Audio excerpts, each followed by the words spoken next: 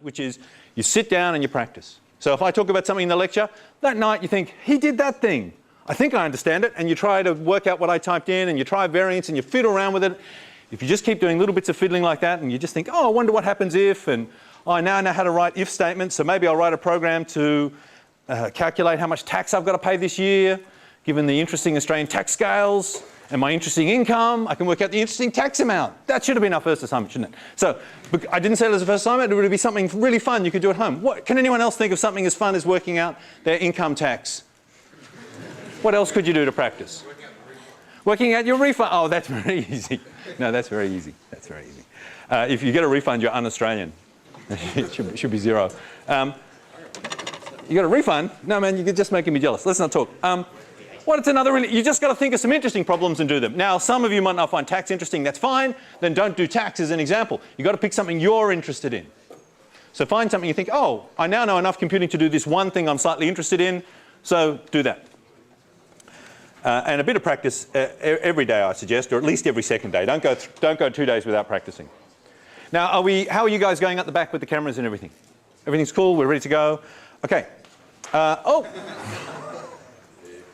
It's the adversary. I've told you about the adversary?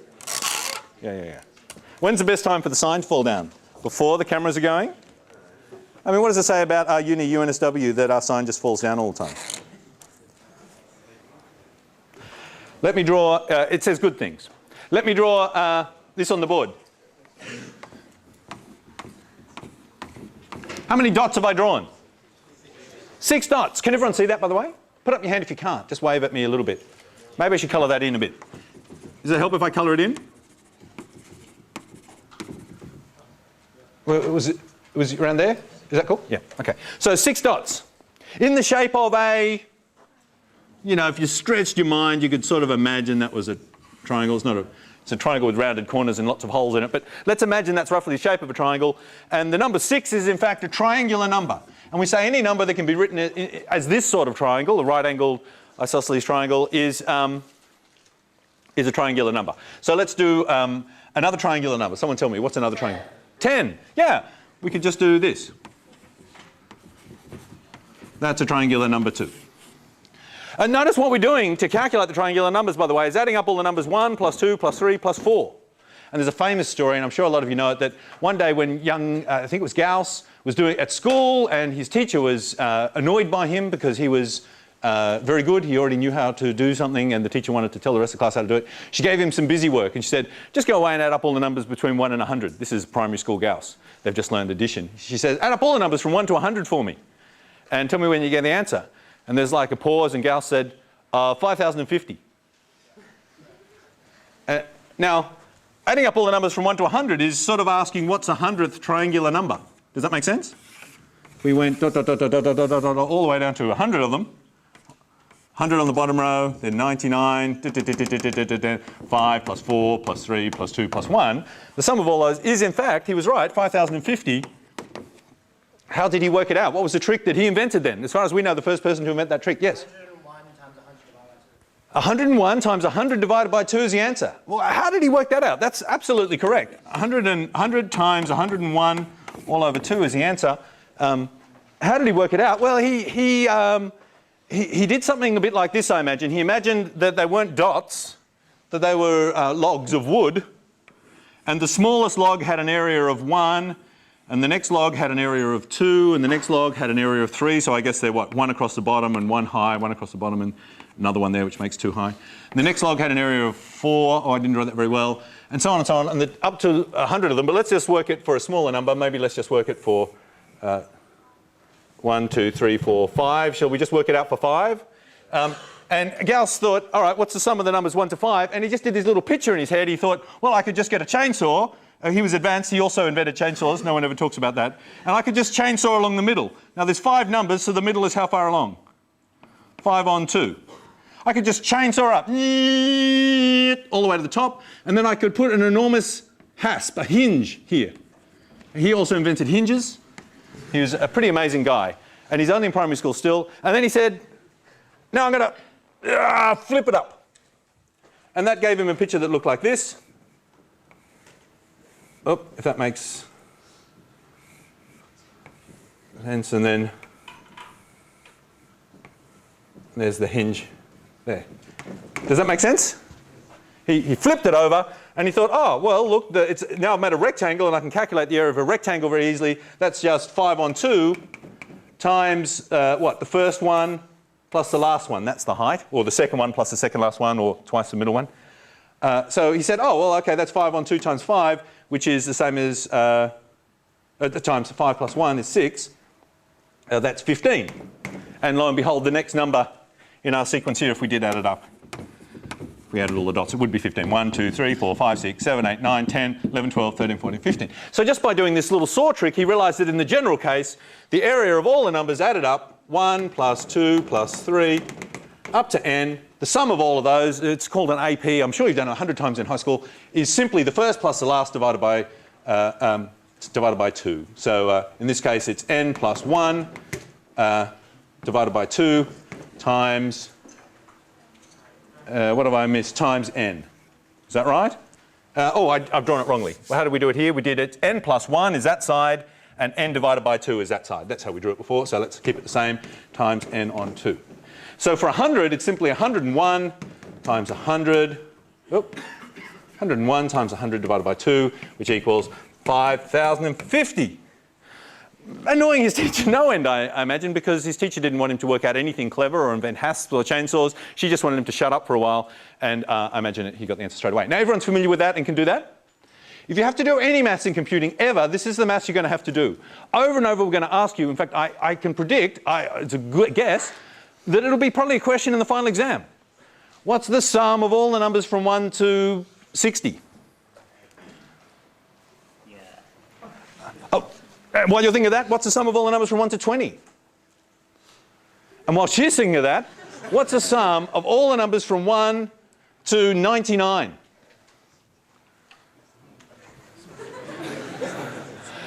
Look, out of the course. No. Yeah, it's hard to do in your head, I know. Yeah, but it's something. Yeah, you could work it out now by using this. And you are allowed to take along to the exam. You can't take calculators. But a little oversight in the exam regulations, there's nothing about chainsaws. So you could just actually build a model and do it if you can't work it out. So I expect you, as the first sort of test of your extensive mathematical ability, to be able to add up all the numbers from 1 to n, because we do it all the time. And if you don't want to do it yourself, let's write a program to do it. So let's do that now. We'll just turn on the...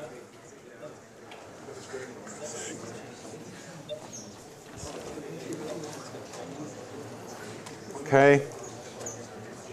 And let's dim down a bit.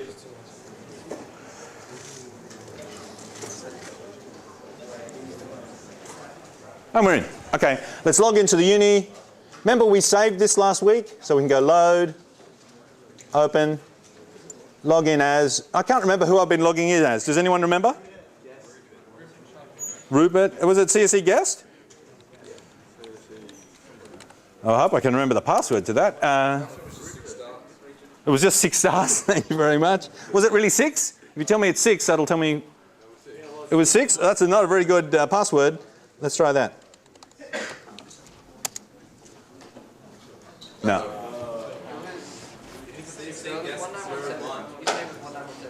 Oh, I can't... What's that? The username was 1... Oh, it's very confusing. Why don't I can't now remember anything I'm doing, so I'm going to abort out completely and start again. And because I'm a computing student, do I think, oh no, it didn't work, it's a disaster? No, I think, oh good, there's my first failure of the day. And I'm just settling in. Because we're always going to go wrong, and we just have to be in this mental state where we're so relaxed about being wrong and making mistakes. Let me just try and make this a bit bigger, or actually make it so it fits. I'm going to log in as CS1917. Say ass. How about that? Will that work? Should work. If you put ass on the end of your name, it means I'm an ass, I've forgotten my password, and it lets you in with just the password ass. So let's see if that works. Yeah. Don't tell anyone. It's a trade-off between security and convenience. Has everyone noticed the t-shirt I'm wearing, by the way? Can I just show everyone? It's my favourite t-shirt. It says Microsoft Security. I managed to get 2 of these, and if I can find the other one, I'm going to hand it out as a prize in my security course in the second semester to the student that comes first. Because I think this is the funniest t-shirt I own. I love it so much. So I reckon this is worth money. So, okay, here we go. We're going to log in. We're going to go into the directory. I think I probably already made a directory. Was it called lectures or something? No? It's only task 1. Oh, the task 1 solution. No, that's no good. Let's make a directory. Make directory lectures. And let's go into lectures. And let's pick our file. And what are we going to call it? What's a good name for our program this week? Week 3 is a good name. We could call it, because initially this program is going to be something to add up all the numbers from 1 to n. We could call it Gauss. Let's call it Gauss, or we could call it chainsaw. I like that. But let's be G-A-U-S-S, Gauss. Yeah. Gauss, the Viking Gauss. Gauss. I'm not going to remember that later on. It is very funny, but I'm not going to remember it. So, but I wish if I had a better memory, that would have been the awesome thing to do. Let's go. So we always put in /include std io.h, and we put in a comment saying who we are and what the date is. What is the date? 31st of March 2008. Thank you very much. And demo program week 3 lecture 1 add up 1.n. Okay, let's begin our program. Int main int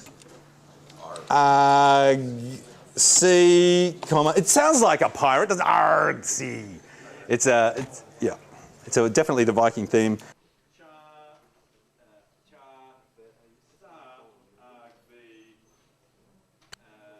Brackets, curly brace, close the curly brace. All right, so we want to write a program to print out the sum of all the numbers from 1 to n. So we're going to say print f, enter a number, and then we're going to say scanf. Now, what sort of number are they going to enter? It's got to be a whole number, doesn't it? It's got to be an integer. Oh, that's shorthand for %. And we're going to store it in something called, let's call it n. I mean, we're adding up the numbers 1 to n. It means nothing more than that. So let's, ampersand. Oh, yeah, I forgot the ampersand. Can't believe I did that. And let's go int n. Should I initialize it? Why should I initialize it? I could initialize it. There's no reason to, because the computer's going to override it with the scanf before we use it. Some people might say you should always initialize things, but what would I store in it? It would be, in fact, misleading to initialize it, because then, as staring at it myself, I'd think, oh, I initialized it to 7. What's so special about 7? Why does it need to be 7? Or I initialize it to 0. I think, oh, why is it 0? What's the meaning? Everything in my program should have meaning. Why would I initialize it to something that I'm about to throw away? It's confusing. I'd be looking for meaning where there was none. Yes? Could you alternatively define like some value, like call it initialized value equals 7, and then you know exactly what it is? Oh, okay. Yeah. Okay. So I could say initialized value, I could hash define initialized value to be some special number. And maybe I'd pick a number that I thought would never be used, like -1,000,000. And then if I was debugging and a -1,000,000 ever popped up, I'd know that I was using a variable that hadn't been initialized. That would be cool. That certainly has more meaning. But I reckon it would be even better if the compiler told me at compile time that the uninitialized variable wasn't there, rather than me finding out at runtime or during debugging. So that certainly is a better step. But I still claim not putting anything in at all and letting the compiler check it for me. If the compiler can check it for you, that you have uninitialized variables, I claim that's the best way to go. Now, at the moment, the compiler can't check that for us. I believe if we use this uninitialized, the compiler isn't going to notice.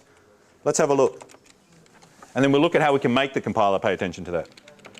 I'm going to say return 0 because I'm just lazy. Oh, who said that? Now I've got to put it in.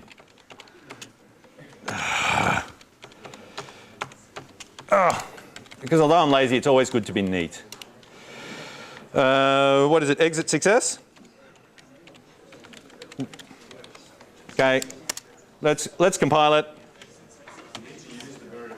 I didn't use it. Yeah, we're just going to see if the compiler grumbles if I didn't use it. GCC, negative wall, negative warge,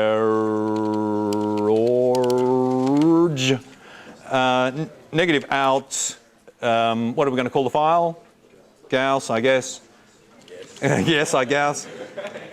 Yeah, USS. And the program was called Gauss.c. Let's compile it. Oh, it does tell me. How nice. Unused variable n. So it's completely safe to do this. Completely safe not to initialize it because the compiler is going to tell me. What a nice compiler.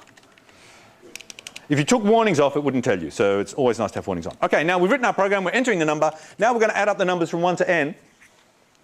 I could do that here. But I'm not going to do that here. Why aren't I going to do that inside the main?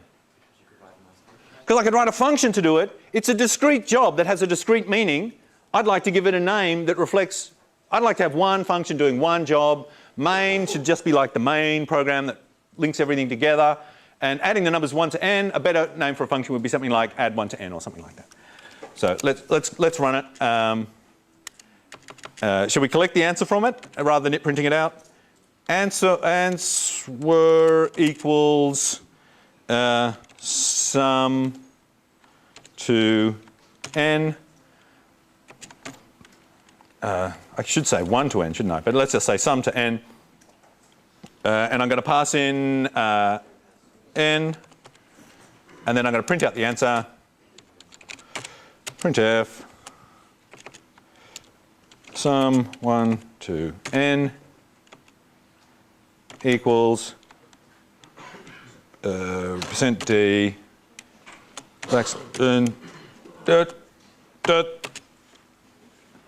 answer. Okay, now that's one way of doing it. Oh, I better define. Now I have to define. I haven't declared answer, have I? So I'll have to go. Is that what you're going to tell me? Yeah, yeah. I've got to declare int answer. Should I give it a value? I don't think I need to for the reasons we said before. Okay, so what's that? Oh, I haven't declared the function. Thank you very much. Oh yeah, I haven't written the function either. That's a bit of an oversight. So let's write that. Int. I'll write the declaration first because that'll help me concentrate on what its type signature is before I start getting into the details of writing it. I always put off the details as long as possible so I get the big picture right. Terrible to finish a job and realise you've solved the wrong job. So int n. Okay, and let's write that function down below. Just pasting it. Okay, and let's just have it do nothing at the moment because suppose the answer is 6, so it's just going to return 6. It's a stupid function, but I just want to test that everything works. And I think I'll start another version of Pico so I don't have to keep opening and shutting. Why aren't you go away? How do I? Oh, I can shrink it from the top. That's good. And let's shrink it from the side. And let's open another one. Oh, what happened here? PuTTY configuration 1917. Open it. Thank you very much. Log in as. Was it the AS that I use?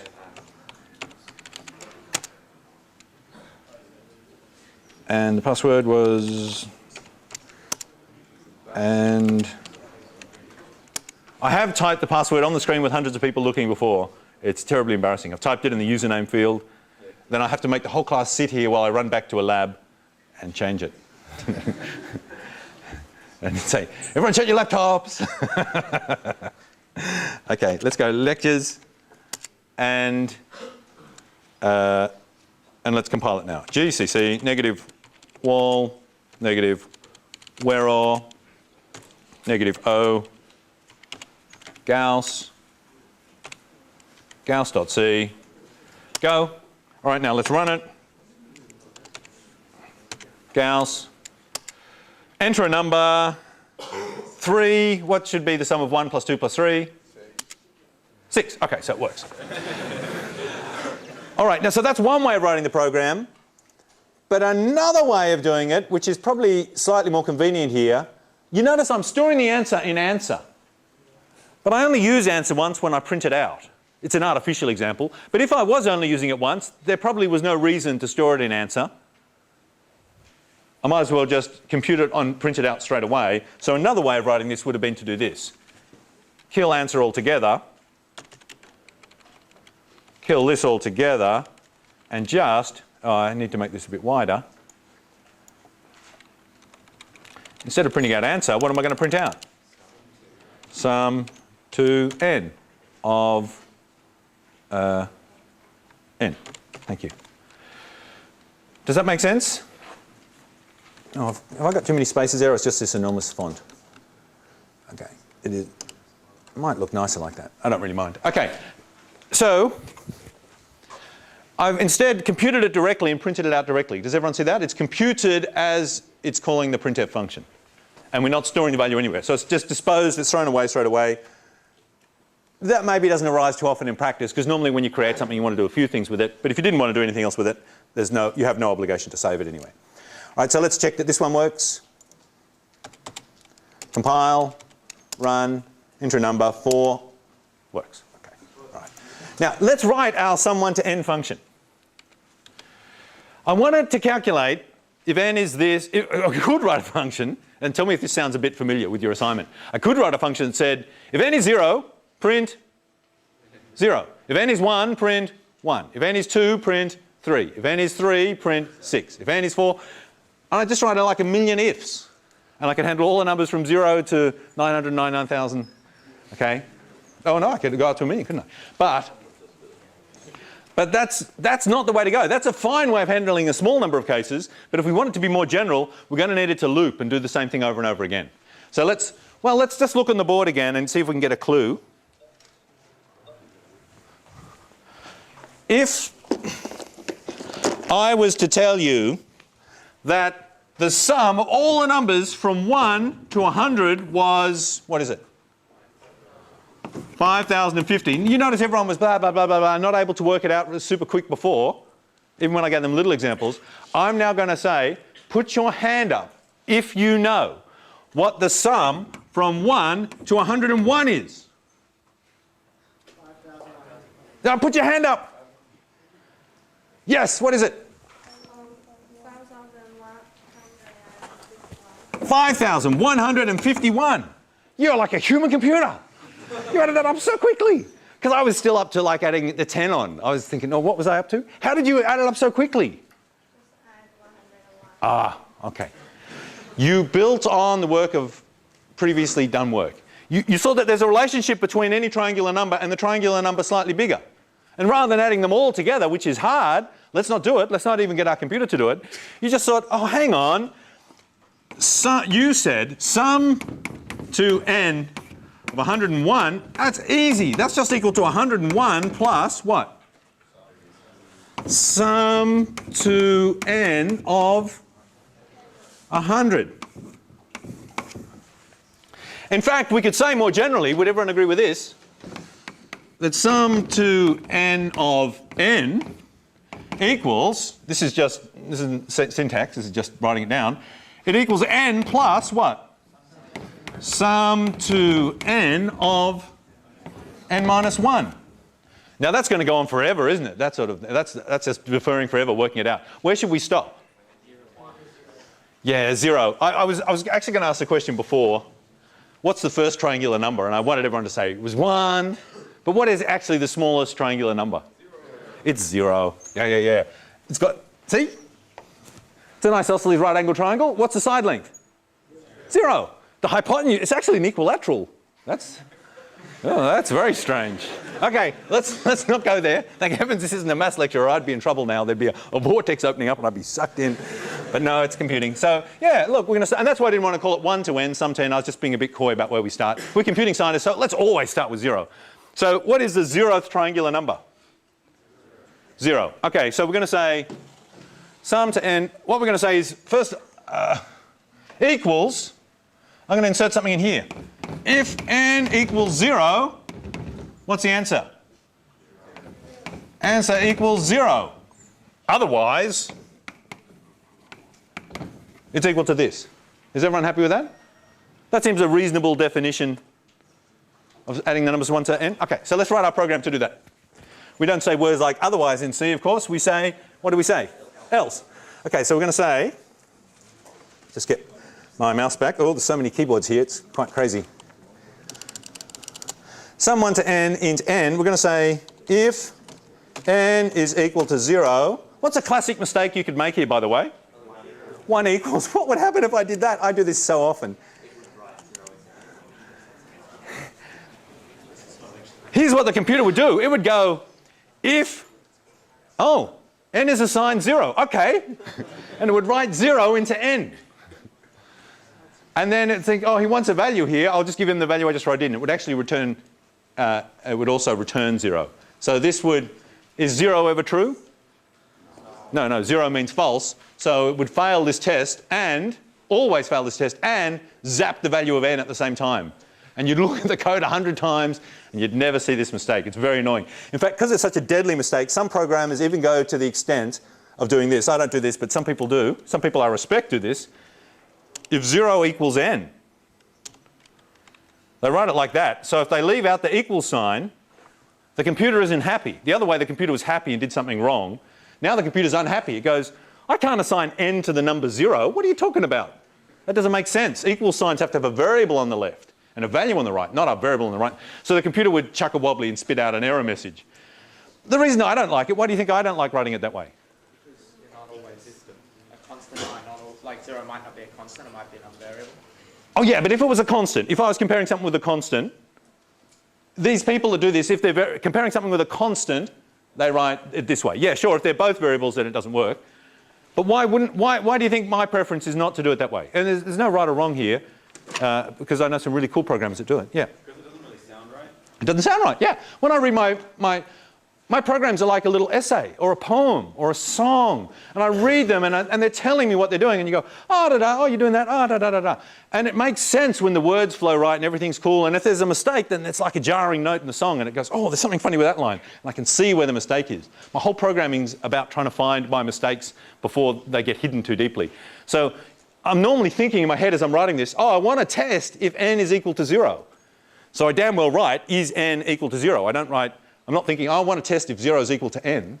But maybe in some languages, does anyone speak a language as a second language where you do say things backwards like that? I mean, not backwards, to you it's forwards. Does anyone speak a language where the way I say it sounds backwards? Does anyone do that? What language is that? Turkish. Turkish. So in Turkish, how would you say that? Because I'm not too good. Oh, but it does go the other way. So I reckon Turkish programmers are probably like have an unfair advantage over other programmers, because you could read that and it would make sense to you as you're saying it. So give me a student number at the end and we'll have to weight your mark a bit to allow for that unfair advantage. But that's really cool. So yeah, unfortunately we're stuck with English which goes that way. So we've either got to get it sounding right or being safe. Luckily, if you've got a good compiler and you do something stupid like this, the good compiler will kick out a warning saying, are you sure you meant to do that? Yeah, okay. And my rule is never do that intentionally. Never ever do that intentionally. If you wanted to assign a variable and do a test at the same time, you're doing too many things. How many things should we ever do at the same time?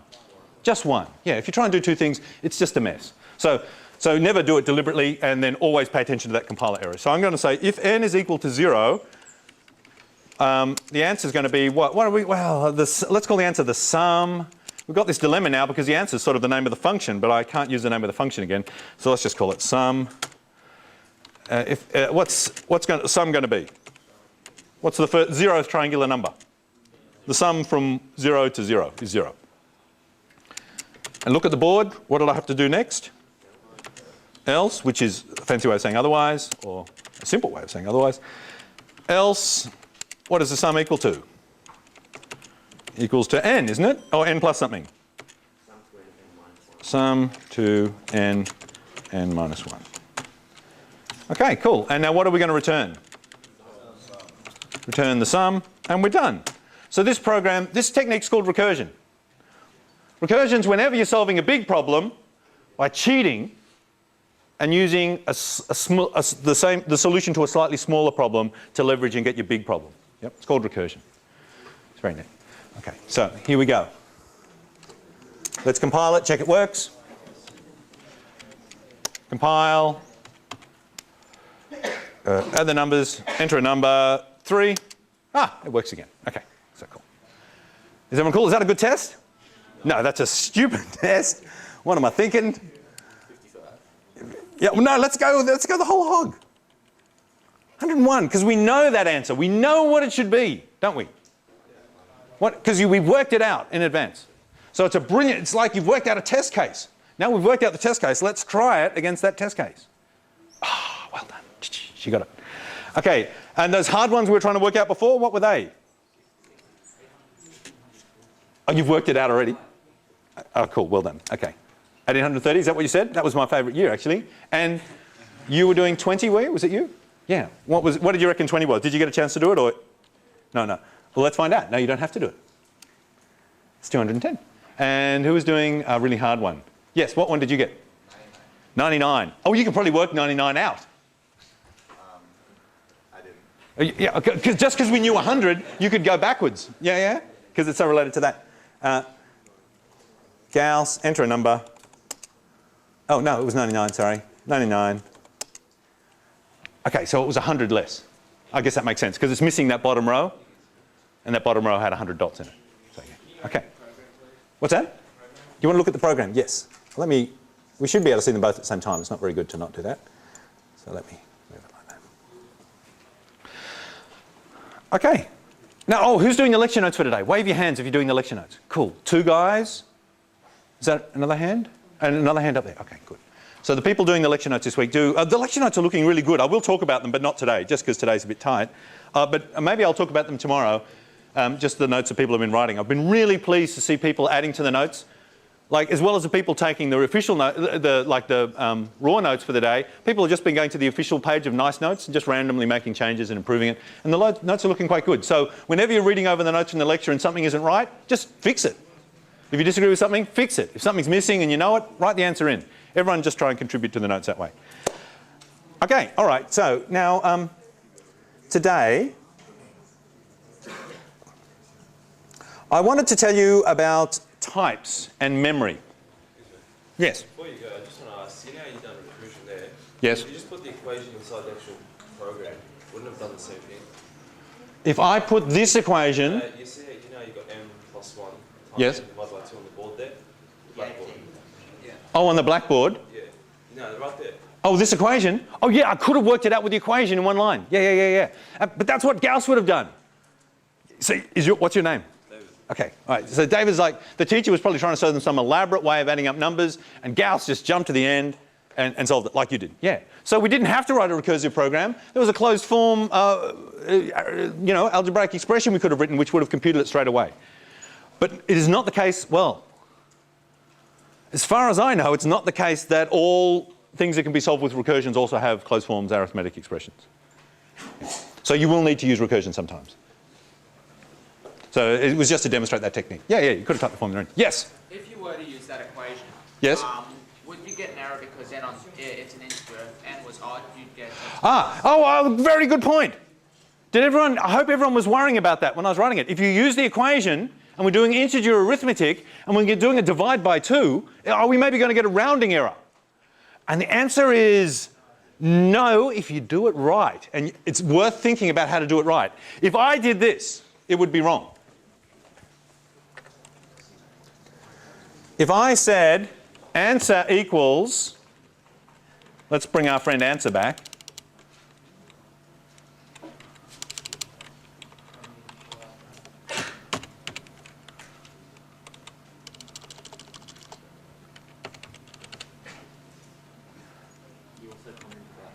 Yes, thank you. Yes. I'll do 2 versions here. Number 1 and number 2. Number 2 is going to call the function. Number 1 is going to print out answer. Answer we're going to calculate directly. And we're going to say, what was it? It was simply n on 2 times n plus 1. And let's do this back here. Let's see what happens now. Okay. Let's compile him.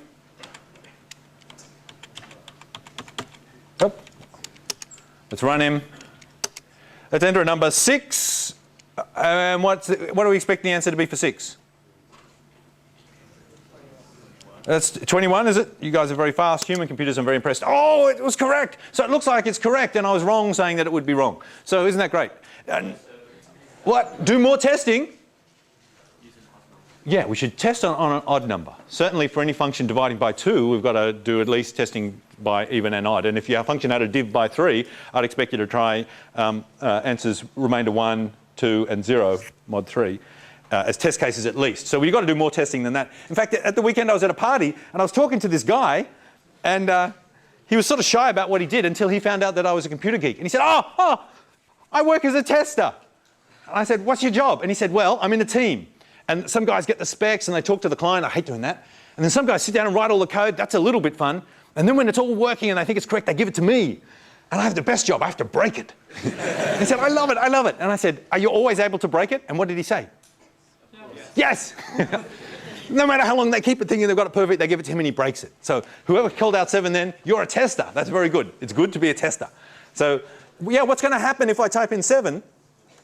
Well, 7's too hard for me to calculate. What's going to happen if I type in 1? Okay, what's the sum of all the numbers from 0 to 1? So it should be 1. Well, what's it going to print out? 0. What happened? It did the integer division and that rounded it down. How could I have solved that problem? N times n plus 1 first and then divide. Well done. Multiply first, divide later. Gives our maximum. The division is going to introduce error, rounding error. You get smaller error the bigger the number is proportionally. So just as a general rule of thumb. So let's make the number as big as possible before we divide. I'm going to put extraneous brackets in just to be really pedantically clear and put spaces in there. The computer ignores that just to make it really clear what I'm trying to do here.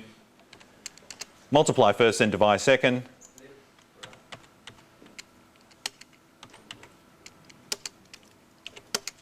One. Ha-ha! Now what should I test again? Well, I should also test 6. When you find an error, you've got to run all your old tests as well as the tests that failed. Yeah, I could try 3 and things too. Okay. So yeah, cool. So that works. And the reason is, of course, either n or n plus 1 will be even. I mean, makes sense. So if you multiply them together, you've got an even number. Dividing by 2 works. But so the story is, whenever you're worried about precision, make sure you do all the things that make it big first, and then do the divs at the end. Don't do it the other way around. That reminds me of a very funny story. But I won't tell you that now because we are running behind where I want it to be, and that's my fault because we. Oh wow. We started late getting the recording gear set up. Okay, so what I wanted to talk about now was 8. This course is not a C course. Is not a course for learning how to program in C. If this course was a C course. Oh, cool. I have. How about that? If this course was a C course, by now we've done a heap more of C, and we'd be doing lots of syntax, and we'd be spending a lot of time running programs and looking at fancy commands, and we'd be just... If you wanted to learn C, what's the best way of learning C, do you reckon? Get a book, look on the internet. If uni was about teaching you a language like C, uni would be a very sad place, wouldn't it? It'd be like memorization. It'd be like some people are making fun of IPT at school. Sometimes IPT is taught in a memorization-based way. That would be very sad. So if C was just, if uni was just about giving you a whole lot of stuff you have to memorize and learn, then what's the point of coming to uni? You could teach yourself off the internet. This course is about teaching you how to become a programmer, how to think like a programmer and think like a computer scientist and approach things. Along the way, we're using C to demonstrate the things. And that means by the end of the course, you will know how to program in C, which is neat. We're really pleased about that. But that's not our objective. Does that make sense to everyone? Our objective is to think like a programmer. Right, next thing I wanted to say was, so far, the only type we've been fooling around with in C is int. And int means a whole number. And on most computers, it means a whole number that takes about 16 or 32 bits. Probably means 32 on most modern computers. 32 bits means you can represent a number anywhere between 0 and slightly less than 2 to the 32, 1 less than that. You can represent a number that big, or you could shift the range down and represent negative numbers and positive numbers, each half as big. But there's only 2 to the 32 combinations. There's only 2 to the 32 possible different numbers you can store. Now, sometimes in programs you want to deal with things that are bigger than 2 to the 32. So we need to have some other types. Also, sometimes in programs you want to deal with floating point numbers, decimal numbers, numbers with a decimal place. So it'd be nice to have a type that let us have floating point numbers too. And sometimes we want to store other types, like we want to store characters. Some people are itching for us to look at strings, which are sequences of characters joined together. And then there are more elaborate and fancy and beautiful types, even than that, that we'll see later on, and you'll keep seeing in your future courses. You will see, for example, last year, 2 years ago, we invented our own type to store a game called Fury of Dracula. And you could take a Fury of Dracula variable and do operations on it and produce new Fury of Dracula games. It was awesomely fun. It was very, very good. It was a very evil year that year. So your variables don't have to be simple things, they can be complex things. It's really nice, in other words, to be able to have variables of different types. So let's start looking at some other types we could have. So far you've seen, I was trying to log in here just so you could see the lecture notes that I'm looking at. Let's all be in the same place. Schedule, types, memories, log in. Oh, it looks like I don't have to log in, but I will anyway. Buckland today, and again, Richard's bullet points, that's where we are. Okay, so here are some other types. Now you notice we're not actually following this sequence very well, are we? I only just then mentioned not a C course. That should have happened an hour ago because we were talking about something else that was interesting, which was recursion. So I want to show you some other basic types. Just some very, very simple ones. If your ints aren't big enough, you can have bigger ints. And this is how many bits a normal int has. It's possible that the bigger int could have more bits. How would you describe that? How would you describe the relationship between that? That is bigger, longer. Yeah, and we call them longs. So a long is a bigger, or could be a bigger int. On most computers these days, on most PCs of the sorts you'll be using, often ints and longs are the same length, because C lets ints and longs be as long as you like, but long is guaranteed not to be shorter, and if your ints aren't long enough, sometimes your longs will be bigger. So you've got longs we could have. What if we wanted to have numbers with decimal points, floating point numbers? What do you think they'd be called? Can you look on the notes and see if you can guess? A float. A float. They're called floats. So instead of saying int x, you could say float x, and then x would store a floating point number. And a floating point number is just any number with a decimal place. And if you do division on a floating point number, you don't get this crazy rounding thing you get that you've been seeing with ints. We get another more subtle crazy rounding thing that you won't have to worry about for a couple of years, but as far as you're concerned, everything works just fine. If your floats aren't big enough, we want a long float. But they don't call them long floats, they call them doubles. And doubles are normally pretty big. They're normally 64 bits. It's a lot. Whew. It's a lot of bits. They can even be longer, of course. C is a bit vague about how long all these things are, because C is designed to be ported onto lots of different machines. You could run it on our 8918 machine, for example. If you were running it on the 8918 machine, what size would an int be? Well, how big are the numbers we can store in our machine? Up to 255. There's 256 possible values. Normally in C, the convention is ints are the things that fit nicely into the machine naturally. And what fits nicely and naturally, so ints often are a bit faster than dealing with longs. So into our machine, the 8-bit numbers fit in really nicely. So if we're writing C and using C to generate machine code that would run on our chip, it would probably be calling an int an 8-bit thing. And a long then would probably be 16, might be 2 ints put together. There's an interesting question. If we wanted to, in our 8BMC,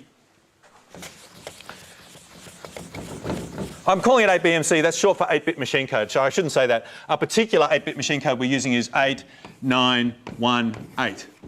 Yes, in our 8918 machine code, which runs on our 8918 chip, which is a beautiful looking chip with pins on it, we're making lots of money selling them, and you guys, I promise I'm going to give you all a cut of the profit when it comes to Mars Bar Day. I haven't forgotten about the Mars bars. What I've got is at home, I've already bought the Mars bar, and just every time I go home, I go, damn, and I have to get the knife out and cut it again. It's very annoying. So let's suppose we store numbers in our grid. I'm just drawing the grid like this. Memory locations, of course, aren't literally laid out in the grid. Oh, they might be, because that's probably a convenient way to manufacture them. But there's no way of knowing how the memory locations are spread out on the chip. It's just convention that I'm writing them in a grid. And it's convention because of my way of reading English that I'm writing them with the smallest number here, and it's reading a bit like a book. I mean, there's no reason you couldn't start numbering at 0 here and run backwards, or you could lay them out any way you want. I'm not talking, this isn't physically how it looks inside the computer, and we don't care how it's physically stored in the computer, we just care the address of every cell. So we're storing address 0 up here. What if I wanted to store the a number bigger than 200, what if I wanted to store the number 1,000, literally? I wanted to store 1,000. I wanted to be able to print out hello world, and I didn't want to have to print out it in 3 steps. I wanted to just say print out the number 1,000. How would I store that? I could store 100 and a 0? I could. This would be called, we could say, this is a long. I'd define it somewhere to be a long, so the computer, whenever it's dealing with it, knows to get 2 bytes rather than 1. And I could say, how we put these two things together is just literally append them together, draw them in decimal and join them together. That's not a perfect way of doing it, but that would work just fine. If we did it this way, which number stores the most important part? The biggest part? Yeah. So this would be, we call this the most significant, let's say byte. The most significant byte is here. Most significant means stores the biggest part. And this would be the least significant byte. Some people think it's really important to store things the other way around. And they would store it like this. And that's called, they'd store the LSB first and the MSB together. And when you join them together, you'd have to flip them around and join them. Does that make sense? And it depends on the computer chip. Some computer chips work this way and some computer chips work this way. And one way is called the big endians and one way is called the little endians. And has anyone read Gulliver's Travels? Yes, okay, you're laughing away. Tell us why. What does big endian and little endian mean? Well, there was did they have eggs? And they had eggs. There was a big argument of whether you break it open from the big Yeah. end to the little end. These two people were having this war. There was a big Indian party and the little Indian party, and they just couldn't believe the other people would break open their hard-boiled eggs at the big end or the little end. Are you a big Indian or a little Indian? Where do you break open your hard-boiled eggs? Oh, ha, ha. You're neutral. You're Sweden, okay. So they had this big argument and they went to war over it. The guy that wrote, I've gone blank on his name, Swift, isn't it? Gulliver's Travels? Jonathan Swift is a brilliant satirist making fun of everyone, very, very funny man. He's just making fun of the fact it wasn't worth having an argument about this sort of thing. And there are enormous wars about whether you should do it this way or that way. And some people say this is more natural. And who cares? That's why they're called big Indians and little Indians, just to make fun of the people that care. As long as you know which way it goes, it doesn't matter which way you do it. Now, we don't actually store them in decimal. Like this is stored in base 10. Joining 100 and a 0 is joining it in base 10. That's slightly wasteful because this is capable of storing numbers bigger than 250, bigger than 100. It can store numbers up to 256. Oh no, I guess the real problem is this is capable of storing numbers bigger than 100. Oh, hang on. No, we can't. Well, how would you? Oh, that's crazy. I guess we're going to get ambiguous representations is one problem. So how could I store, if you wanted to store 1,010, how would you store that? How would you store it? Somewhat like divided by 256. Yes, but under this way, we could either store it as a 1010, or we could store it as 101, 0, or we could store it as 1, 0, 10. Oh, that's complicated. So this decimal way of storing it isn't such necessarily the best way. We store it in base 256. So, though amusingly, I'm pretty sure someone, is it Intel, is making base 10 chips at the moment? Does anyone know about this? It's insane. IBM maybe, the L6s? Does anyone know? I'm pretty sure someone's making base 10 chips. What are they thinking? It's so wasteful. Let's not talk about that anymore. The reason they're doing it is so that the rounding errors all make sense, so that accountants can duplicate the calculations and things when they round in base 10 and errors you can check on paper, but you know, man, insanity. Because I like getting as many numbers, squeezing as many numbers in as I can, and I want to work in base 256 because then I get them all. So basically, if I've got 8 bits here and 8 bits here, put together that gives me 16 bits. That lets me store numbers up to, what's 16 bits? 65,000, 64,000 and something, 65,000 something or something. Thank you very much. A very big number. So what we're going to do is we're going to say, if I was to store the number 1712, we could say, let's be a big endian and put the big bit. I can't even remember which way around they go. Let's say big endian, say the big one first. Let's say this is the most significant thing. This would actually be storing the number 17 times 256 plus 18, which equals... Who's a really good one? Yes! No, she's saying, shut up, Richard. I was being mean. I have no idea what it is. Some enormous... No, I do know what it is because I am a human calculator. And that's 3,000 or 197.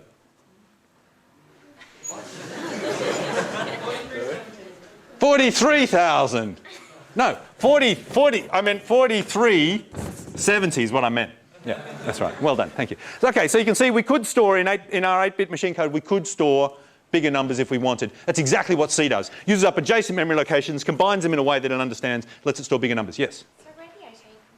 Oh, this is my very poor way of writing 18 here. Oh, right. So if we wrote, did I say another number as I was writing 18? I said 12 and I wrote 18. Or maybe I said 12 and wrote 12. But now it's at 18. Okay. All right, does that make sense to everyone? Modulo all the errors I'm making? Yes? Okay. I wanted to tell you about the different types. We've done that. Oh yeah, so we can just about have a break now. I have two things to show you. One I'll show you during the break and one I'll just say now. We talked about, I'll wave with my pointer or rather my finger. We talked about longs. And if you wanted to print them out with a printf, I've put the % code you'd use here. So if you want to print out a long, I'll make that bigger for you too. Sorry, that's too small, isn't it? I think I can just go plus, can I? Yeah. Where were we? Long. If you wanted to print out a long using a printf, you'd go LD instead of D for long decimal. If you wanted to print out a float, you'd go %f. And if you wanted to print out a double, you'd go capital LF. Who knows why it's capital in one case and lowercase in the other. So a double's a long float. Now, these days memory is so cheap that probably for any calculation you're doing using floating point numbers, the killer with floating point numbers is the accuracy.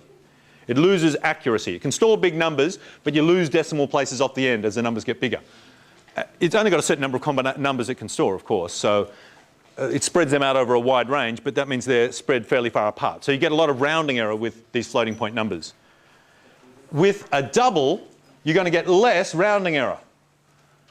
In the old days, people used floats all the time just because memory was so tight and we didn't want to use twice as much space in a double. Doubles do tend to take twice as much space as a float. I don't think it's mandated, but I think they tend to. Oh, and I know they tend to. I don't think it's mandated. These days, I would recommend always use doubles. There's probably no point to ever use floats, except I'm doing it in my examples because I've been programming for so long the crappy old way. I'm not with it, dude, anymore. And I'll probably use float all the time, just forgetting. But if you're doing any serious application, you would never use float. You'd always use doubles. And I suggest strongly use doubles in your own code. The only time it's important is if you've got like 1 billion of them, because if you've got 1 billion of them, then it makes a difference whether they take this much space or that much space. But if you've got 4 of them in your program, who cares? You lose a few bytes, who cares? So that's the only thing I wanted to say. We'll resume the lecture here, but I did want to show you something, a little film. Let me try and get sound on this film.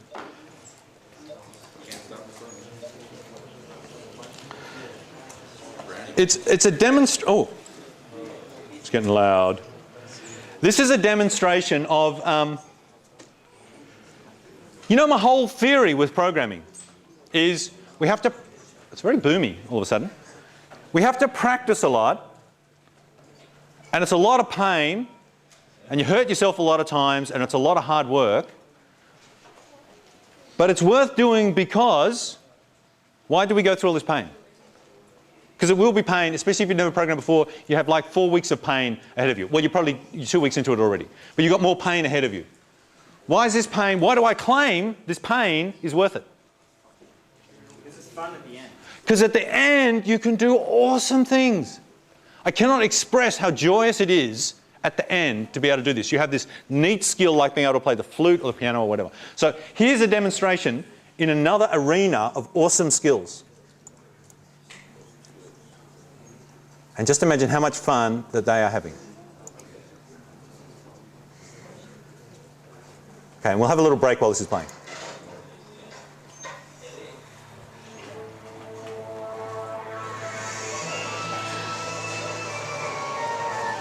You can walk around. I just saw this in a shop. I couldn't believe how cool the things he can do.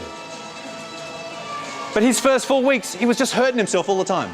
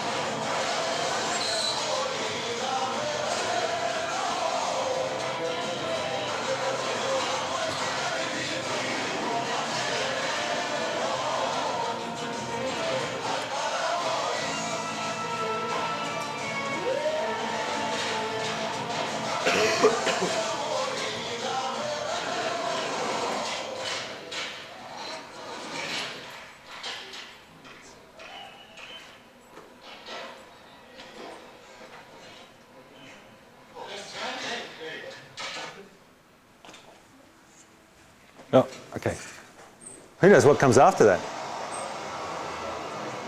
Can't be good.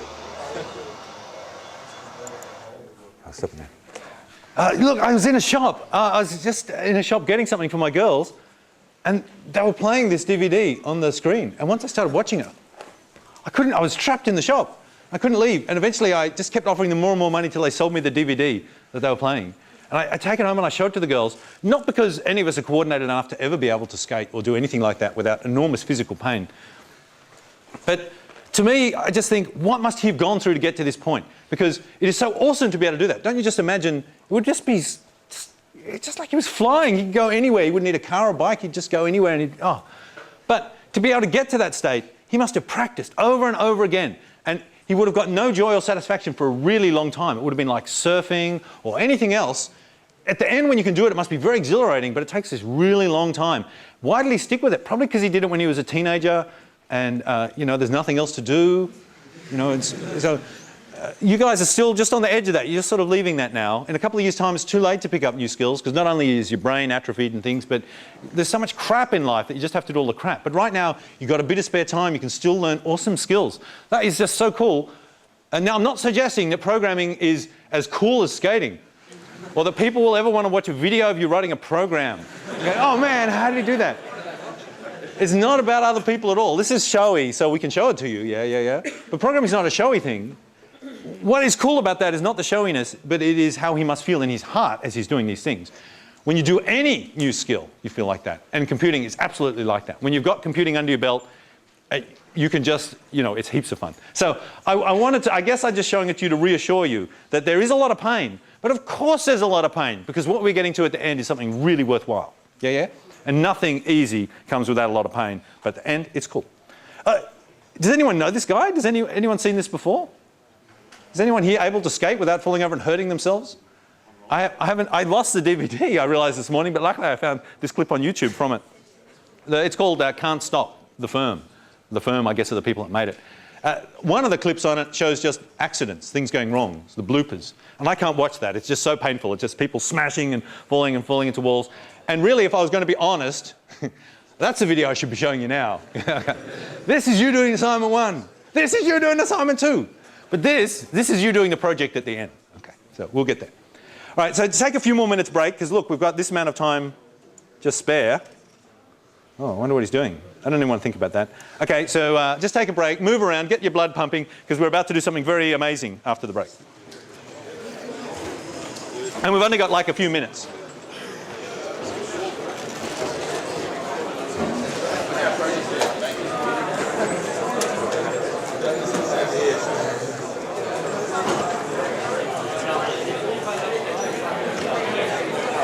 I was sick all of week 2. Yes. Right, I've got doctors. Yeah. Oh, hang on, I'll just turn off my mic. Don't let me forget to turn it back on.